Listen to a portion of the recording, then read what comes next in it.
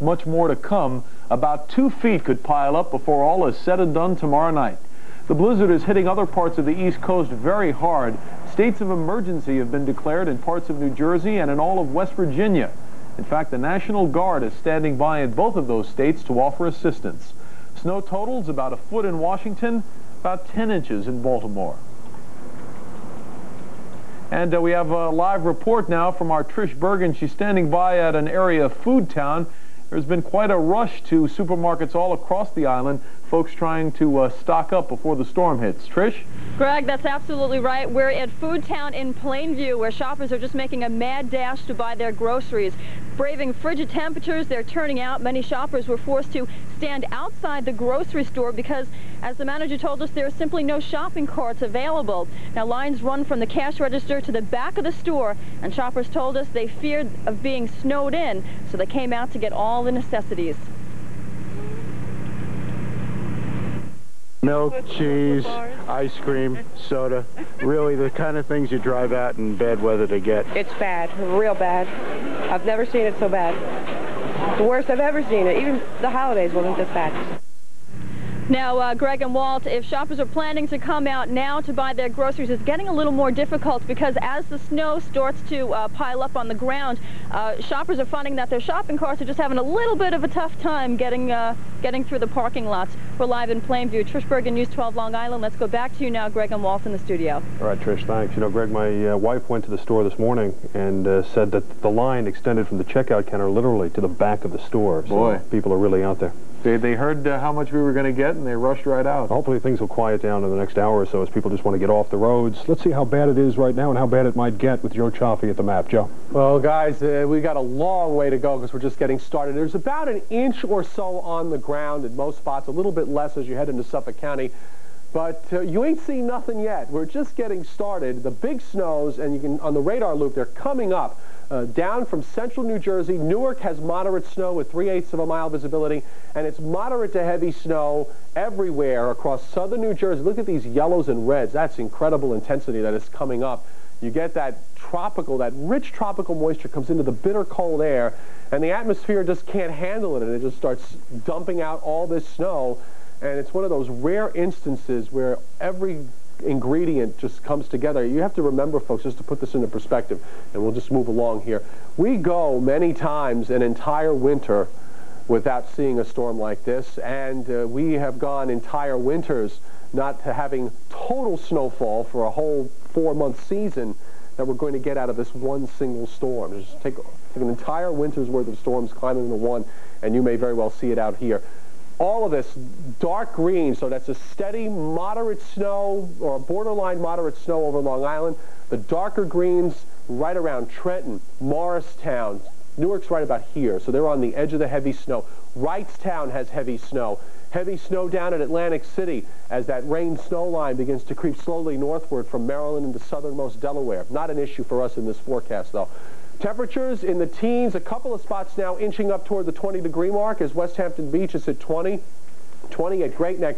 When we get into those heavy snows in the next few hours, these temperatures will probably drop off another degree or two. So the issue with the temperatures for us is that it's another ingredient for a blizzard, and that you have to have temperatures in the teens to near 20. Here's our satellite loop. Moisture from the Gulf of Mexico right on up to the northeast. Right back through here in Kentucky, that twisting motion continues to be the very strong upper air storm, and this feature is becoming, the storm system is becoming the dominating force in the atmosphere throughout the United States, in that energy in the Pacific Northwest that would normally be strong enough to take this system and just kick it out and get rid of it, or at least move it along. It doesn't have the strength to do it.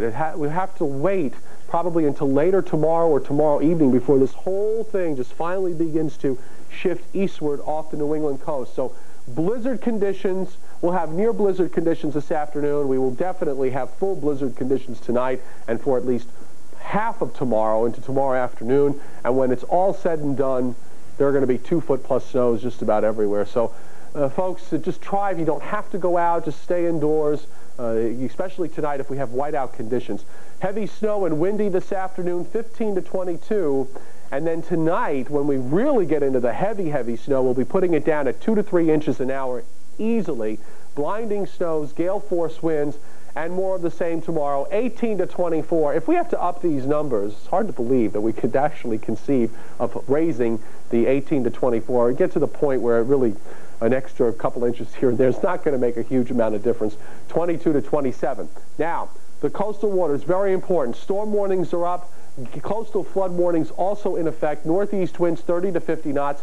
12-foot seas on the ocean, 8 on the sound. The bay's rough. Visibility near 0. Water temperatures near 40. For the high tides, now these are the early morning, Monday morning high tides. These are the high tides I think that are critical. Tonight's evening high tides, there should be some minor coastal flooding, but I don't think there should be anything worse than that because the storm still has not had enough time to really crank up. But tonight, when that storm moves within 200 or 300 miles, or late tonight or tomorrow morning, when it moves within 200 or 300 miles of our south shore, it's the daytime tides tomorrow that could be a big problem. So we've picked some points out here for you. Greenport, Port Jefferson, Montauk on the north shore, Freeport, Fire Island, Shinnecock, and Montauk on the south shore. The tide spots in between, they're pretty close to some of these numbers. They'll be off by a couple of minutes because we can't really give every single point on the island. Otherwise, we'd be here for the rest of the day. Walt? All right, Joe, thanks.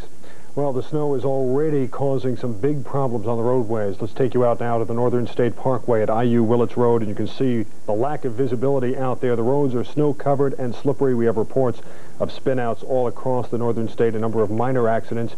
In one 10-minute span, in fact, there were 4 different fender benders. The best advice, of course, stay home if you can. If you are driving, be very careful, especially on the side roads. But even the major roads like the LIE has some problems. It is icy pretty much the entire length right now. The big thing, watch your speed. A number of people out there are doing that, but there are still a couple who are driving at the speed limit or above. I saw as on my way in this afternoon. That's just dangerous. You've got to respect the road conditions out there. Also, most of the cars out there, as you can see, do have their lights on. That is the law if you have your wipers on, but make sure you have your lights on. It's hard enough to see you if you have lights on. If you have lights off, literally no one will see you until, unfortunately, they may run into you. Great advice. And one individual who was out on the roadways this afternoon is our Susan Jellig. Susan, what are the conditions out there? Well, Greg, the roads are snow-covered, and you may recall, well, everybody knows that just last week or so we had snow. And some roads still have ice, so the snow is going on top of the ice. Any quick acceleration and you slide. So drivers are being cautious. I'm out with photographer Glenn Pettit, and he was shooting some video at an intersection where about 7 people slammed into a curb. Also, you might think that in a blizzard-type condition, people would stay home, but surprisingly, there's a fair amount of traffic on the road. From what we've seen here. Right now we're on Route 135 in Bethpage. Wow, that was my next question, Susan, if you saw a number of cars out there, but I guess you have. Yeah, I mean, the roads are not empty. It's not heavy traffic, but there's a steady flow of cars where we are. What are the roadways that you've been traveling on, just to give our viewers an indication of where you've seen what you just described? Okay, we were in Huntington on Jericho Turnpike, and we were on Route 109 in Babylon and elsewhere in Babylon, and that's what we've seen so far. Just one last thing, have you spotted any Sanders, Salters, plows out thus far? Yes, we have. In fact, we saw one just about 5-10 minutes ago. Okay. Susan Jellig out on the roadways this afternoon. Be careful, get home safe. We'll try. And let's see what else is happening today. We have a situation where the airports have some problems to deal with as well. That's right. As you would expect, air travel is being affected. Now, right now, the Port Authority says both LaGuardia and JFK airports are open, but they warn that there are numerous flights being canceled. Port Authority says the best thing to do is just call ahead to find out about cancellations or flights that have been delayed. MacArthur Airport also is open, but again, call ahead there as well. And of course, it's not just the New York City airports, but you have significant snowfall in the Washington, D.C. area and elsewhere on the Northeast and East Coast. So you have to be aware if you're expecting someone that the problem is not just the weather here, but the weather where they're coming from or at their connecting location as well. That's right. Let's go to some closings now, Walt. All right, we have a number of them to tell you about for today and for tomorrow. For today, let's begin in Lawrence, where public schools are canceling their continuing education classes. While the Saul Center School in Oakdale is canceling all classes for tomorrow. It's also asked boarding students not to return to the school tonight. Brentwood Public Library is closed. The Bayshore Brightwaters Public Library closed as well. Oyster Bay East Norwich Public Library also closed. The Mid-Island YJCC will close at 3 this afternoon and will be closed again tomorrow. The Suffolk Y Jewish Community Center will close at 3 this afternoon. It will be closed for the remainder of the evening. The Long Island Flute Club is canceling its concert. That concert was scheduled for this afternoon at the Centerport United Methodist Church. It is now canceled. Minetto Hill Jewish Center also canceling all youth and group meetings for today and tomorrow.